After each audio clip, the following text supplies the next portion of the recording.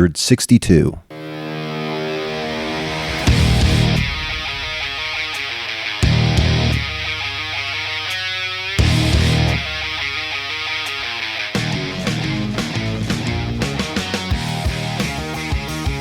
Life is challenging and difficult.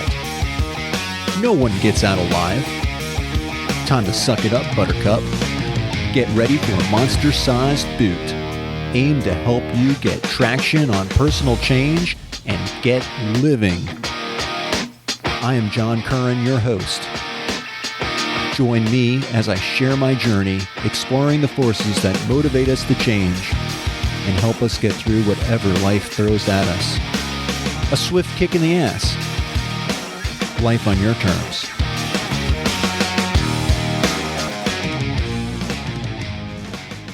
Welcome to another episode of A Swift Kick in the Ass. This is your host, John Curran. Today's episode is one that's near and dear to my heart.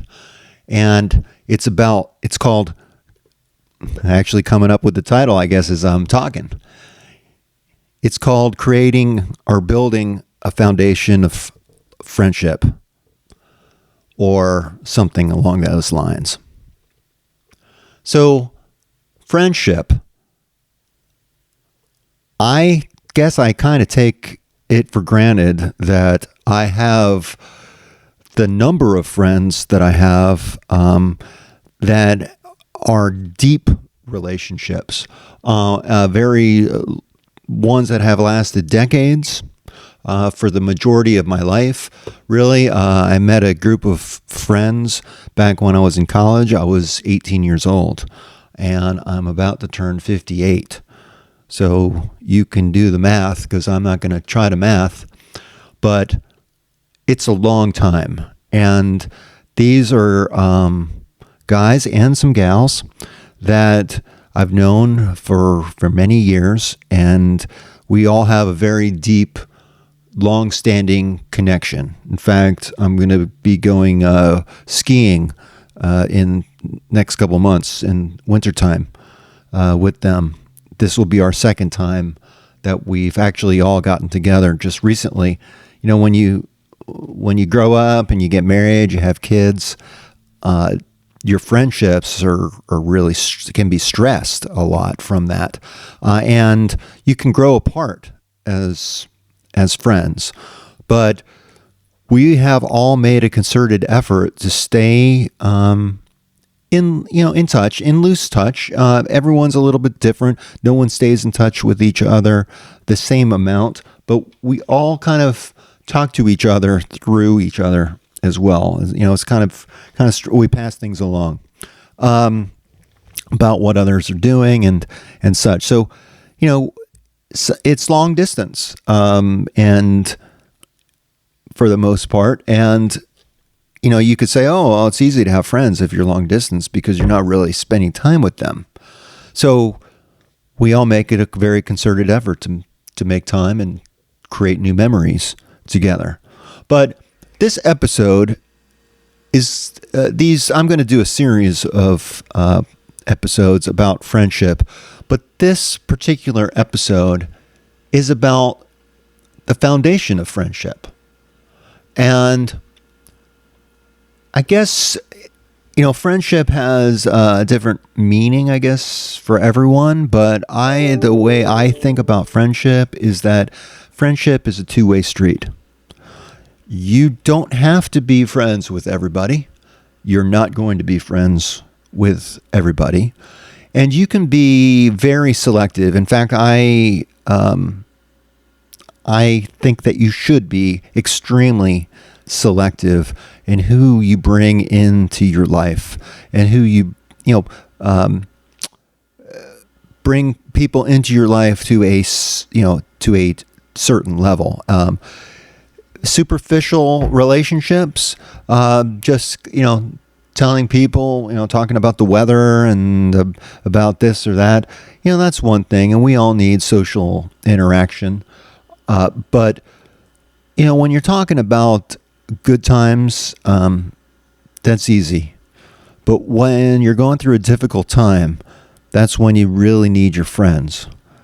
And I can tell you that I am if it wasn't for my friends, I would not be here today. They helped get me to here, right here where I'm at. So this foundation, a friendship started for me and this group of friends started a long, long time ago. But so I'm going to take you back to, what year was it?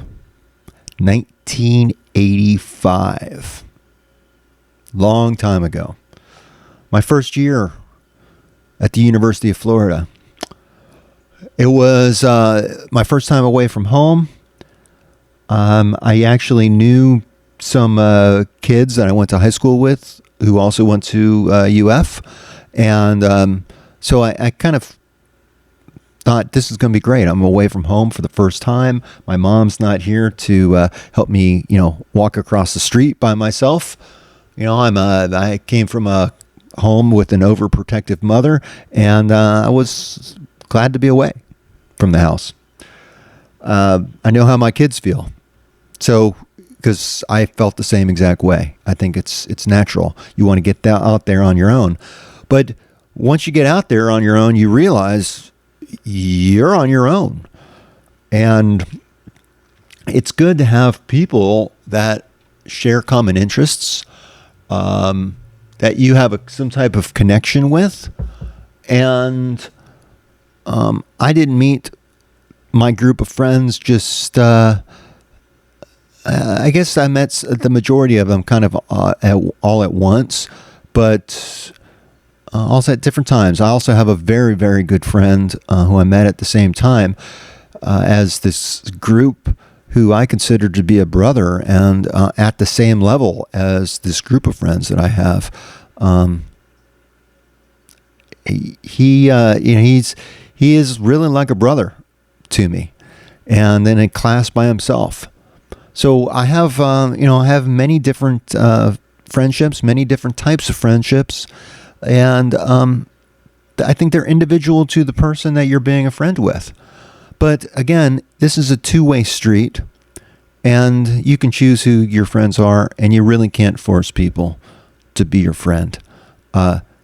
One of the things I really hated was, I think I was in maybe middle school, where this guy was like, I'm going to be you're my best friend. I'm like, dude, I just met you. You are not my best friend. You don't even know me as a person.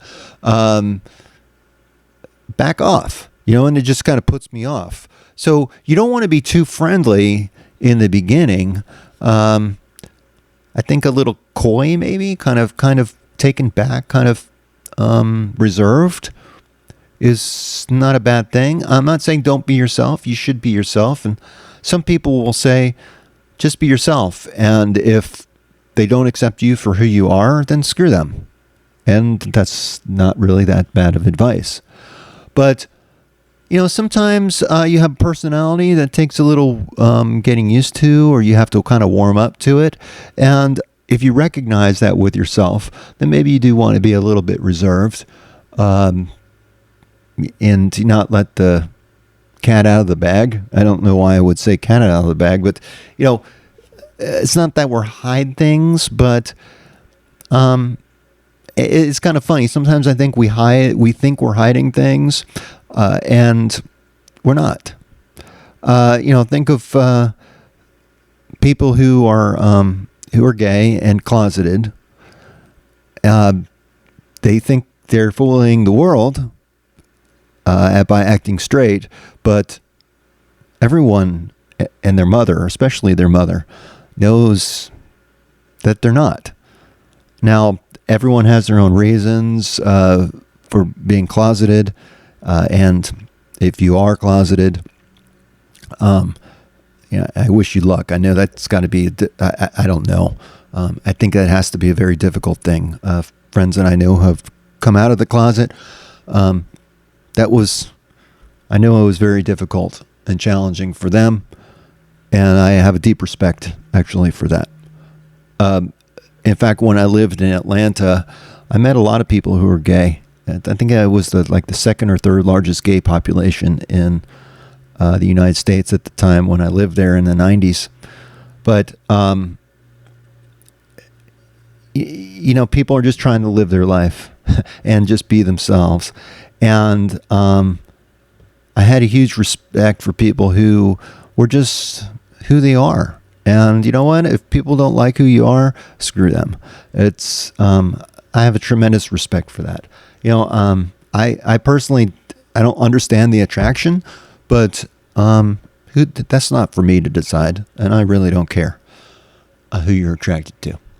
Anyhow, back to the foundation of friendship. So sometimes you make they say, first impressions mean everything, and making a strong first impression with a friend could involve, finding some common ground. That's kind of the first step. I think you have to have things in common with friends, but it just has to be a little bit, because we're all different. And honestly, I think we all learn from each other, and we should learn from each other. So, if you have an interest in music, then you should seek people who also have interests in music, who also play instruments. And, there's all different ways of doing that. Going out to meetups, just going out, just getting out there.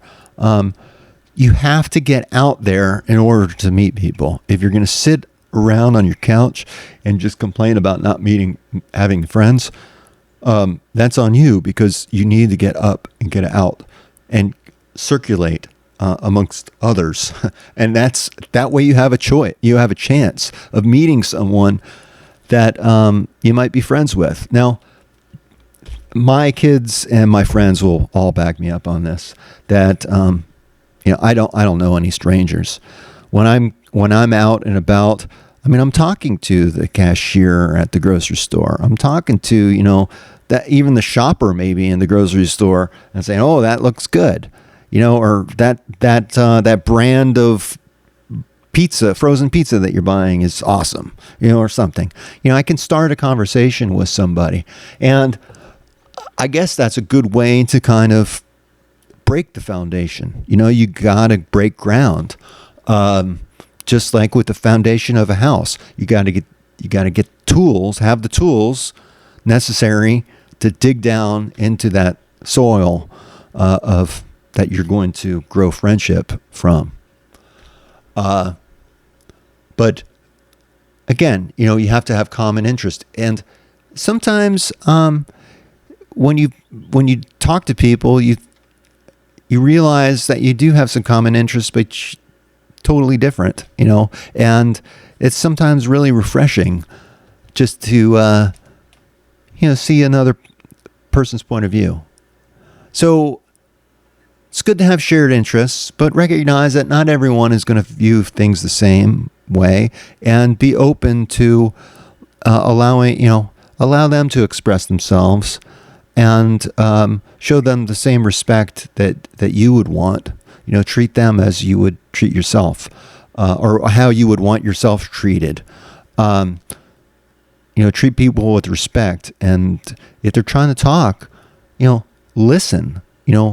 Shut up and listen. I have a hard time with this. I fully admit this. But my wife never listens to the show, so she can't really hold this against me. So I try to listen. I'm actually getting a lot better at listening and trying to understand what people are saying, and maybe relating to how they're feeling or what they're going through. Trust and honesty is really key. And trust and honesty is the foundation, really, of all relationships, especially where communication is directly impacted by your ability to trust that person and believe that they're honest or not. Just think of it this way. When you're first meeting someone, you don't know them. You don't know who they are. You don't know their backgrounds. You know nothing about them. You should be a little weary of them. You don't know if this is a good person or a bad person. People will say, we teach our kids stranger danger. Stay away from strangers. And that's true for adults as much as children. Listen to your senses, your intuition, and if something feels off, exit, get out. Don't put yourself in a position of danger trying to meet friends. Don't be naive, and just think. Have a little weariness and keep your eye open, because there are dangerous people out there. Now, I do believe there are good, honest people, and more good, honest people than dangerous ones. I'm just saying, keep your eye open. This is Swift kick in the ass, and try to keep things real on here. And, fact is that there are good and bad people out there. We all have to live together. So, you have to have some level of trust and honesty, but it's hard these days, isn't it? Now, I can remember back a few years ago, more than a few years ago, my wife and I were in Long Beach, California, and I was out there on some business, and she flew out. We had an extended weekend. This was, I think, when our oldest daughter was just a baby, like first time away. And we're sitting out on Long Beach at a restaurant, having brunch, just overlooking the ocean. It was a fantastic meal, and just start talking to this couple that was across the table from us, across the aisle. And it turned out that they were teachers. And it turned out, came out that I was from Florida. My dad had a sailboat, and the guy says, "Hey, he says, we're getting something to eat, and we're going out on my sailboat for an afternoon cruise." He says, "You guys want to come along? It'd be a lot of fun." And I thought, I don't know this couple. They could be swingers or something, and force us to do something that we don't want to do. And, it could be very awkward, very dangerous. But then I figured, what? I know how to swim. I'll swim back. We took a chance with that couple. And we had a delightful afternoon. They were so nice. We had such a great time, and we made some friends. I lost contact with them through the years. But, I always think back about how we were open to that, and we really could have gotten in trouble. Those people could have been not good, but I wasn't getting that from them. They were good people, and we had a delightful time, and saw California from a local's perspective. Out on the sailboat, saw the sea lions, and was had wine and cheese and everything. It was great. So I wouldn't have had that experience had I not taken a chance. Now, did those people turn into lifelong friends? No, they didn't. I've lost touch with them. But they could have. And you have to open yourselves up to the possibility. And, if I didn't meet those people, there's zero possibility of them becoming friends. So put yourself out there, and you know what? If you don't make a good impression, so what? If it means that much to them, then so be it. Don't beat yourself up. Again, you don't have to be friends with just anybody. You can choose who you want to be friends with, just like they can. So it's all good. Don't make a big deal out of trying to become someone's friend. And maybe if you are doing that, you should think about why. Now, this is a great point to segment, or to pivot to, you really need to be a friend to yourself. Okay? Listen to what you have to say. Listen to yourself and try to help your friend out. Show compassion, show caring. But I really do believe that you have to love yourself and be a friend to yourself before you can be a true friend with someone else. As I said, friendship is a two-way street. You have to be able to stand your own. And I've had plenty of so-called friends who tried to walk over me.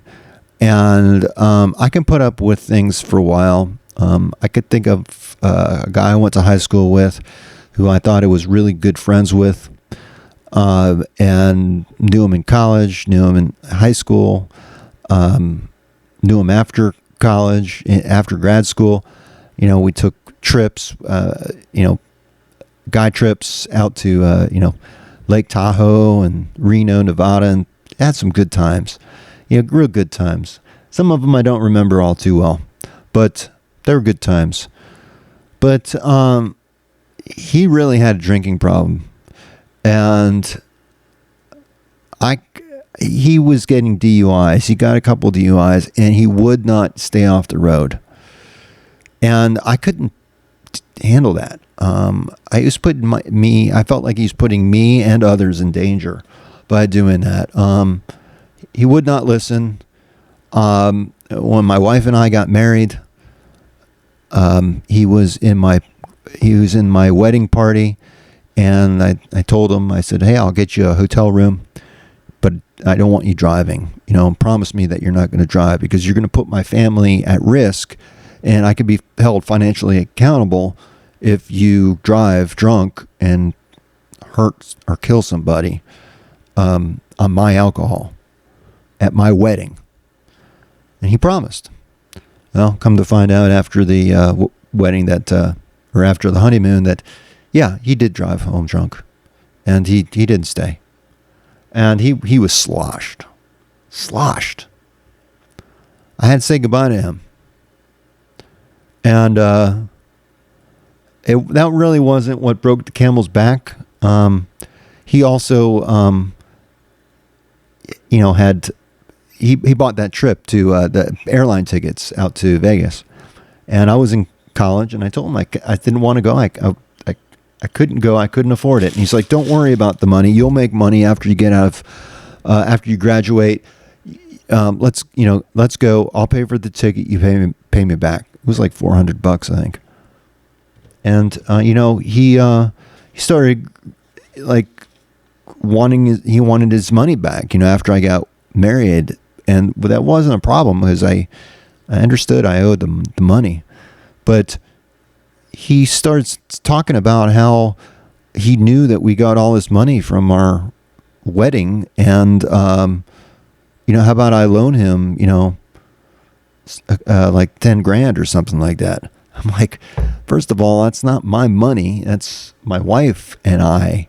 That's our money, and we're going to use that to put a down payment on our first house. No, I'm not going to do that. And it kind of ended the friendship. I paid him off, and I told him, "Here's your money." I said, "Don't say a thing. I'm going to hit you in the face." And I walked away. And he was bigger than me. I would get my ass beat, but I felt good, and I walked away, and I still remember the smile on my face when I did that. He was, as I think back on the times, had a lot of fun times. A lot of fun and good times, and I don't regret them. But he caused me a lot more problems and got me in a lot more trouble than I would have if he wasn't around. And again, you need to consider who your friends are. Keep your circle tight, and recognize that you can be exclusive, man. You can determine who's in your group and who's not. And it's important that you be discerning, because your friends, they do make a huge impression on you, and they help shape us and help us. They either help us be better or worse, or maybe sometimes a combination of the both, too.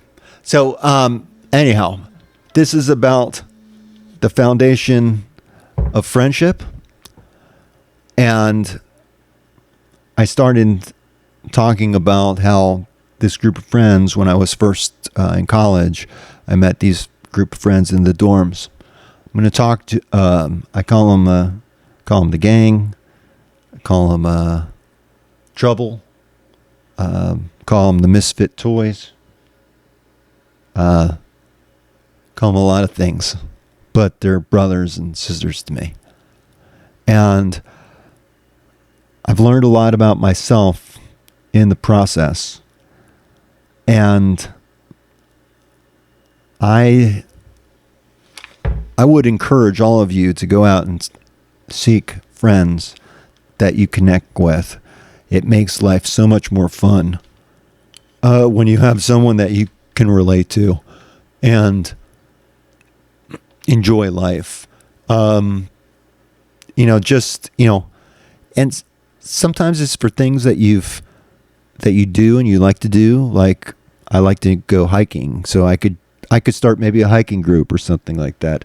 And I'd be willing to actually do that. I know that Tommy's widow, Jen, she loves to go hiking, and we've actually talked about creating kind of an outing to go hiking along the Appalachian Trail, kind of doing a meetup and do maybe an overnight hike.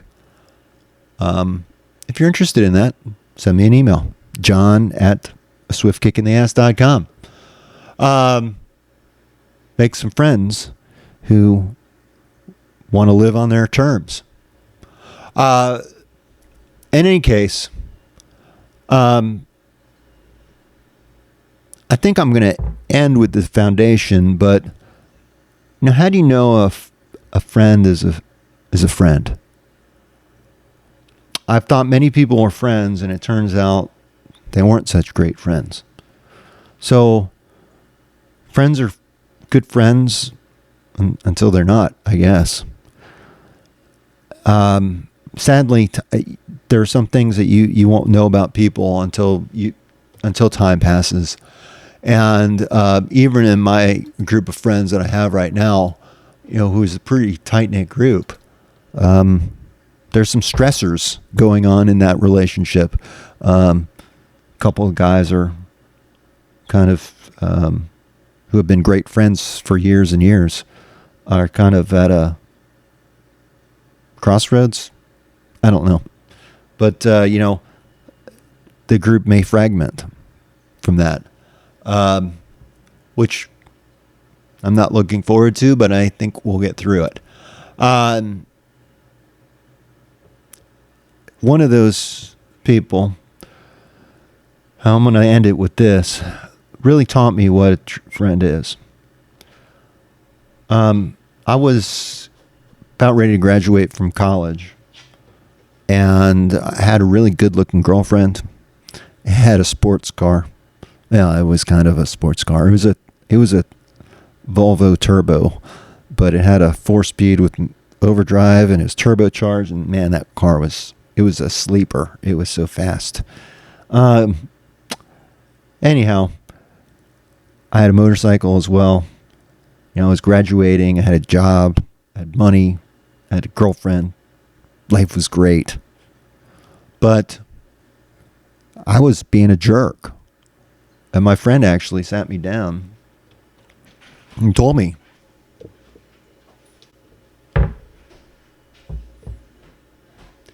well, he told me that I was being a jerk.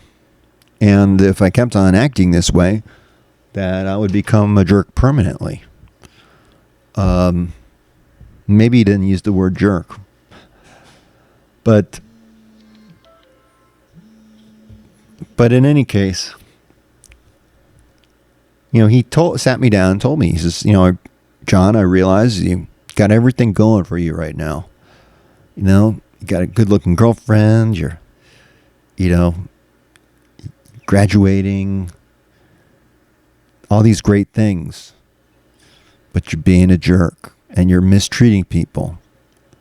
And, I wasn't abusive, or I guess I was just being a jerk. I don't really recall exactly what I was doing, but, I took it to heart. And, I guess that's when I really started trying to listen to what my friends had to say.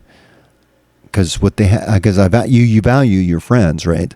And if you can't listen to what they have to say and value what they say, then what are you doing? Be around people that you value and that value you, and that if you have nothing to give, they don't care. They're still going to love you all the same. Because when the good times are good, it's easy to be a friend. But when bad times come along, and they do all the time, life is full of ups and downs. You need your friends. And that's the true test of friendship, I think, is that a good friend is going to be there and help you get through those bad times. Now, they might not be able to, really get you out of that mess, but they can help be there for you as much as they can. Again, this does not take away personal friendships, doesn't take away personal responsibility. I think it actually adds to personal responsibility, because you have a responsibility, I think, as a friend, to be open and honest with that other person, to encourage them and to be an advocate for them. A good friend becomes like a family member. And I'm so thankful for the friends that I have. And, our kids, we're now getting, our kids are growing. Some of them are all the way out of the house. But, as I get older, life's going to change again, and we're going to get more opportunities to travel and to gather and create more memories. But our kids will also be included, and their kids know each other and they hang out. So it's cool. It's awesome. We've created a family of our own, this family bond, and it's awesome. So I'm going to share more about that, but that's really about the beginning of foundations of friendship. You have to start somewhere, and it will build and accumulate over time. Even with Tommy, my old co-host, Tommy and I weren't always friends. I was, looking back, I finally got our YouTube channel up and going again. I finally got passwords after 4 years. But Tommy and I, our friendship waxed and waned. We weren't always tight. There was a period of time where we were really pissed at each other. We didn't talk. We had different groups of friends. And we came together. We put those differences aside, and we're like brothers again, because we had so many shared experiences. And I can't change what happened to Tom, but I can share what I learned from that relationship. And it's painful losing a brother, but I'm thankful for the time that we shared. And, one day my time's going to come. So when it's my time, I plan on leaving just a ocean full of tears, because that means that, people cared about you, and they're going to miss you. And it has its place in our world. We need compassion. We need understanding. We need to relate to one another. And I find that the best place to start is within ourselves. We need to be happy with ourselves. And the happier you are with yourself, the more you can share that joy with others. So I'm going to give you a kick in the ass right now to look inward. And if there's something that's lacking or missing, work on that. Advocate that you work on that, and try to make it a non-issue. So until the next time, this is your host, John Curran. This is a swift kick in the ass. Peace.